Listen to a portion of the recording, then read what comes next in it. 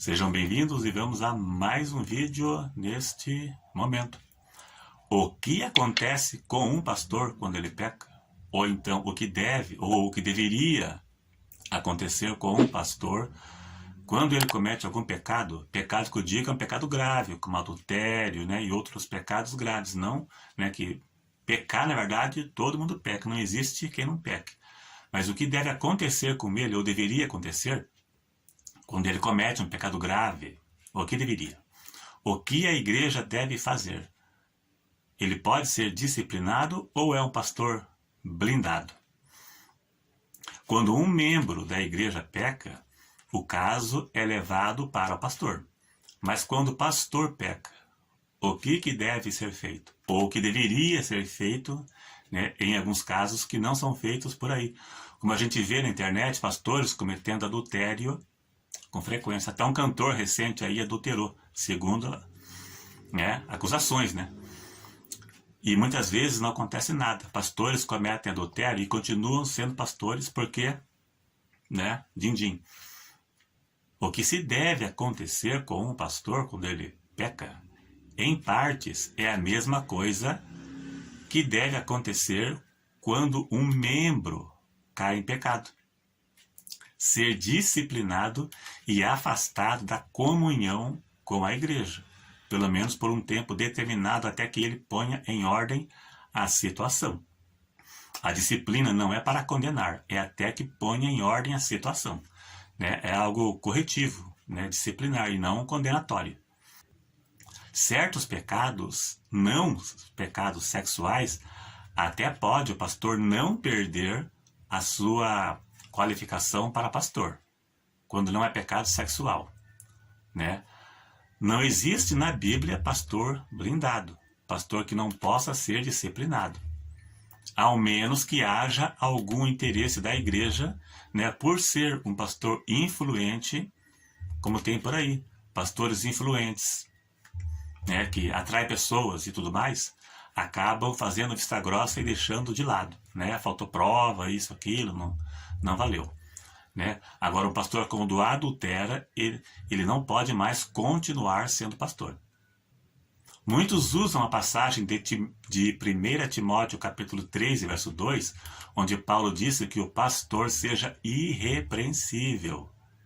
Irrepreensível aqui não significa que ele não pode ser repreendido.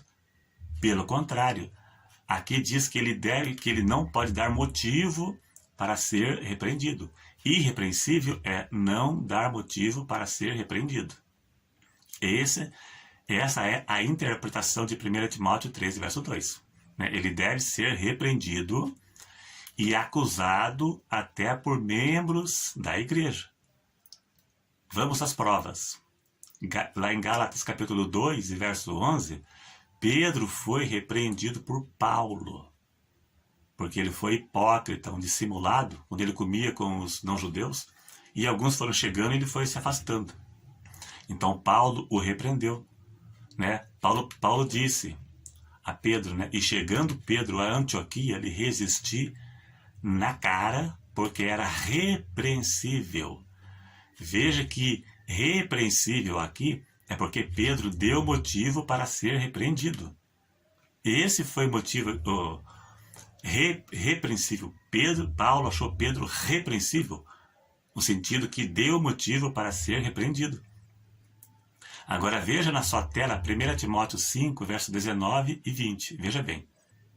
Não aceite acusação contra o presbítero, senão com 2 ou 3 testemunhas. Não aceite acusação, senão com 2 ou 3 testemunhas, é sinal que pode aceitar, pode haver. Aos que pecarem, se referindo ao presbítero, presbítero é a mesma coisa que pastor, bispo e ancião.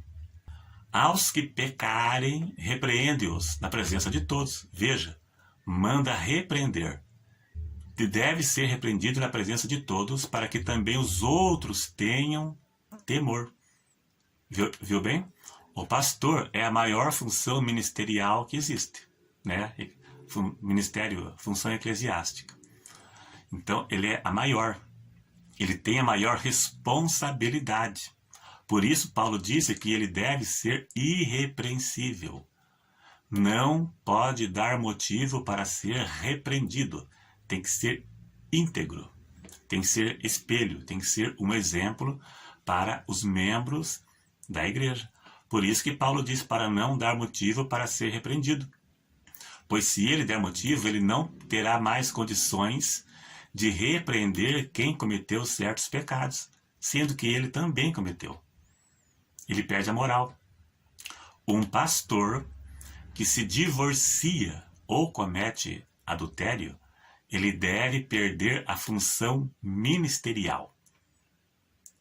Ele pode ter funções inferiores, mas a do pastorado ele perdeu a qualificação dada por Paulo, irrepreensível marido de uma mulher. Segundo casamento não é mais uma mulher. E se ele se divorciar ou se separar, ele não pode mais dar palestra para casais. Por quê? Como é que ele vai dar palestra para casais como manter o seu casamento? Conselhos. Como não perder seu casamento, como evitar que seu casamento seja um fracasso, se o dele foi. Não tem mais qualificação para isso, ele perdeu. Né? Veja bem que palestrante deve ser o espelho daquilo que ele ensina. Ele deve ser aquilo que ele ensina. Por exemplo, aquele que dá palestra para empresários não pode ser um empresário falido. Tem que ser um empresário de sucesso. Já viu isso por aí? Palestrantes que dão palestra para empresário são empresários de sucesso. Mas não é empresário que a empresa faliu está dando palestra para não falir a empresa? Não tem como. Né? Da mesma forma, quem dá palestra para casais não pode ser um separado ou um divorciado. Como é que ele vai ensinar como manter seu casamento, né, em harmonia, se o dele foi para o espaço? Não tem qualificação para isso, entendeu? É isso que eu estou querendo dizer. Ele tem que ser o exemplo de sucesso daquilo que ele vai ensinar. Certos pecados até poderia continuar na função pastoral, dependendo da regra de cada igreja. Mas adultério perante Deus, embora Deus perdoe, adultério tem perdão.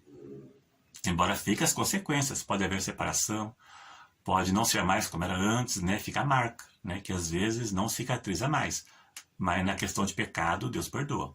Mas a qualificação para pastor, ele perdeu. Né? Embora Deus tenha o perdoado.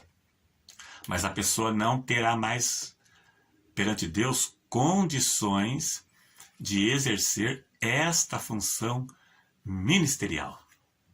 Esse foi o meu ver. Então o pastor pode ser repreendido, conforme Paulo ensinou lá em 1 Timóteo 5, 19 e 20, ele pode ser sim. Se o membro da igreja ver o pastor ou descobrir que ele cometeu certos pecados com provas reais, ele pode sim denunciar o pastor para a sede da sua denominação e eles deverão tomar uma providência contra o pastor. Né? Se eles não tomarem providência, porque são que estão atrás disso aqui, ó, grana. Né? Existem casos na internet, tem até um cantor recente que está na internet aí, cantor gospel conhecido, está sendo acusado de adultério. E ele é pastor também, pastor e cantor. Será que ele vai continuar sendo pastor? Tinha outro pastor bem conhecido, que eu não vou dizer o nome porque não é bom, não. E esse pastor tinha uma amante, ele teve um filho com essa amante, não quis aceitar o filho, ele recusou até a visita, a filha dele, a criancinha queria abraçar ele, beijar, ou coisa assim, que eu li na internet. Ele queria recusar, ele não queria assumir a paternidade. Né? Ele é deputado federal, se não me engano, estadual, mas ele era deputado, ou é ainda de certo. Então, esse pastor aí, e assim acontece, eles continuam pregando para cima e para baixo, porque muitos contratam pastores e pregadores de nome para atrair público, marketing, mercado. Então, quando esse pastor vai pregar numa igreja, ele atrai público. E público é dinheiro. Então, por isso, continuam pregando com o pastor, mesma coisa, como se nada tivesse acontecido. Faça o que fizer, adultério, roube, mate, mas ele está ali. Inclusive em igrejas de nome, que eu não vou citar, aceitam esses pastores na igreja. igrejas que há 30 anos atrás, que eu conheci e ainda conheço, não aceitavam essas coisas. Hoje eles aceitam qualquer lixo dentro da igreja, né? Porque dinheiro já viu, né? Vira o mercado, né? Mas é isso aí, então, o meu ver aqui, curto e grosso, resumido, mas deu para compreender. Se ficar uma dúvida, pode perguntar aí embaixo aí. É isso aí. Se você gostou, ajude a divulgar, dá um cliquezinho aí para divulgar, né? Se não for inscrito, se inscreva e até o próximo.